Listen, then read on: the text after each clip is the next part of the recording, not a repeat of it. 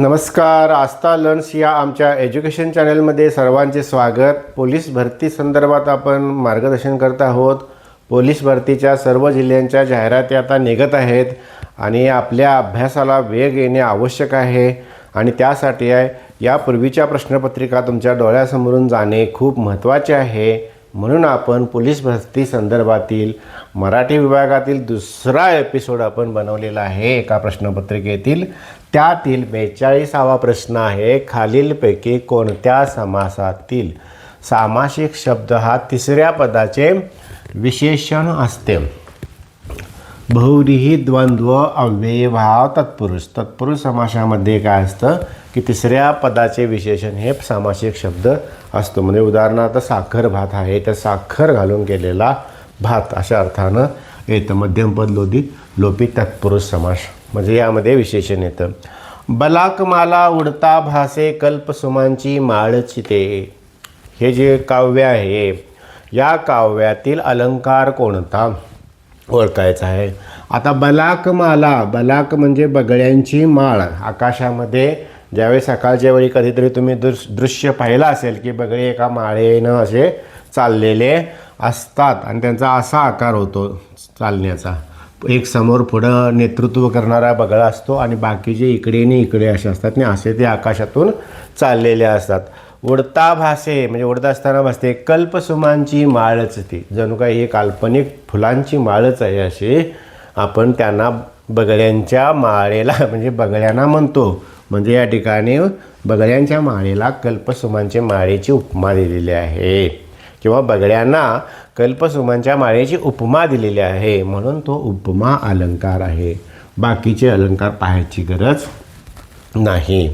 दूरदेशी राहिलेले त्याचे दिन, त्याचे झोपडे बापुडा अन आज येथे पाय वाटेला पडे. त्याचे दिन म्हणजे काही दिवस अजून तो आपल्या झोपडेपर्यंत जायला वेळ लागणार आहे. अजून तो वाटेतच आहे आणि तो खूप थकलेला आहे आणि अशा थकलेल्या अवस्थेत पाय वाटेलामध्येच तो पहुडलेला आहे. तेथेच विश्रांती घेत आहे. म्हणजे चेतना गुणोक्ती अलंकार यामध्ये लपलेला आहे. हे ओळखता आलं पाहिजे.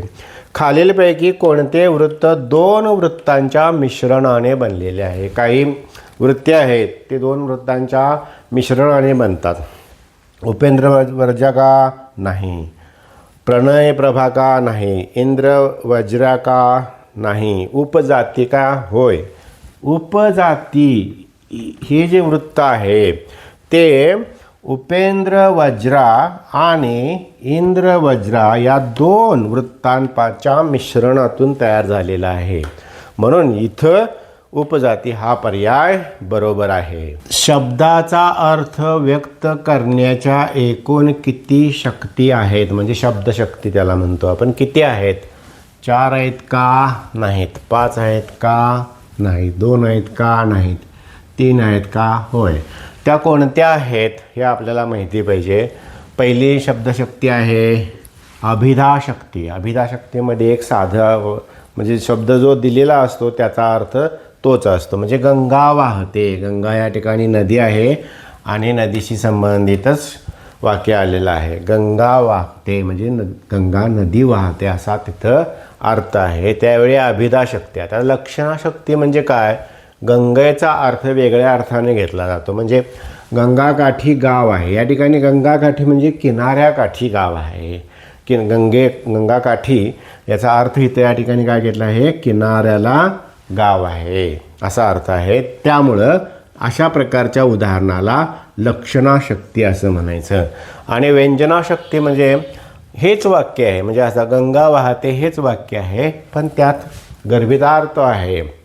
म्हणजे गंगा ही एक पवित्र नदी आहे आणि ती वाहत आहे अशा अर्थाने जर ते आलेलं असेल तर त्या ठिकाणी व्यंजनाशक्ती आहे असं म्हणायचं. म्हणजे शब्दशक्तीच्या ह्या 3 प्रकार आहेत. 1 अभिधाशक्ती, 2 लक्षणाशक्ती आणि 3 व्यंजनाशक्ती. यांची उदाहरणंसुद्धा तुम्हाला दिलेली आहेत. परटा येशील कधी परतुनी म्हणजे प्रेयशी आपल्या प्रियकराला म्हणत आहे की तू पुन्हा कधी परतुनी येशील. म्हणजे करुण रसाचा काही संबंध नाही, शांत रस नाही, हास्य रस नाही, तर या ठिकाणी शृंगार रस आहे. प्रियशी ज्यावेळी समोर आहे प्रियकर, त्यामुळे शृंगार रस. प्रियकर समोर नसेल, खूप दूर देशी असेल, तर त्या ठिकाणी करुण रस येईल. भूपाळ्यातून कोणता रस व्यक्त करतो? भूपाळी म्हणजे सकाळी राजाला, भूप म्हणजे राजा, राजाला उठवण्यासाठी जे गीत गायलं जातं त्याला भूपाळी असं म्हटलं जातं. आणि सकाळची वेळ ही शांत वेळ असते आणि ते गीत ऐकल्यानंतर राजा शांतपणे उठावा ही अपेक्षा असते. आणि तशा प्रकारची जी गीतं असतात त्यांना भूपाळी म्हटले जाते. आता घनश्याम सुंदरा श्रीधरा हे तुम्ही गीत ऐकलं असेल, ते गीत आहे ते भूपाळी आहे. आणि ते शृंगार रसात येतं का? नाही. करुण रसात येतं का? नाही. अद्भुत रसात येतं का? नाही. शांत रसात किंवा त्याला भक्ती रस असाही म्हणतो. म्हणजे भूपाळीमध्ये शांत रस असतोच, पण भक्ती रसही त्यामध्ये टच झालेला असतो. निशिगंध हे टोपण नाव कोणत्या साहित्यिकाचे आहे? दगडू पवार म्हणजे दया पवार का? नाही. नरहर जोशी का? नाही. रासरी जोग का? नाही. निशिकांत कुलकर्णी. या ठिकाणी निशिगंध त्याने आपल्या नावातूनच हे टोपण नाव तयार केलेलं आहे, हे लक्षात घ्या. निशिकांत कुलकर्णी हा पर्याय बरोबर आहे. पक्ष्यांचे ठसे हा सुप्रसिद्ध काव्यसंग्रह कोणत्या कवीने लिहिलेला आहे? सुधीर मोघे? नाही. इंदिरा संत? नाही. कवी ग्रेस? बरोबर. पक्ष्यांचे ठसे हा काव्यसंग्रह कवी ग्रेस यांनी लिहिलेला आहे, हे लक्षात ठेवा. नाद महानोर नाही, त्यांच्या निसर्ग कविता प्रसिद्ध आहेत, पण हा कविता संग्रह आहे तो कवी ग्रेस यांनीच लिहिलेली आहे. या ठिकाणी 50व्या प्रश्नापर्यंत मराठी विभाग संपलेला आहे.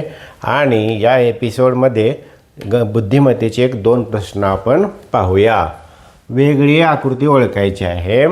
इथं पहा, दोन्हीकडे बाणाची टोके आहेत, इथं काहीही नाही, फक्त रेषा आहे. इथं परत दोन्हीकडे बाणाची टोके आहेत, रेषा आहे. दोन्हीकडे बाणाची टोके आहेत, रेषा आहेत, दोन्हीकडे बाणाची टोके.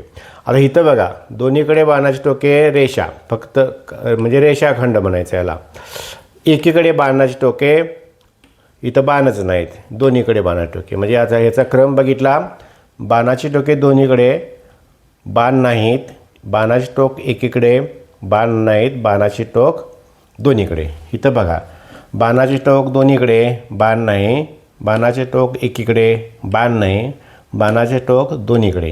म्हणजे इथं आणि इथे सारखे बाण आहे. इथं पहा, बाणाचे टोक दोन्हीकडे, बाण नाही, बाणाचे टोक एकीकडे, बाण नाही, बाणाचे टोक दोन्हीकडे.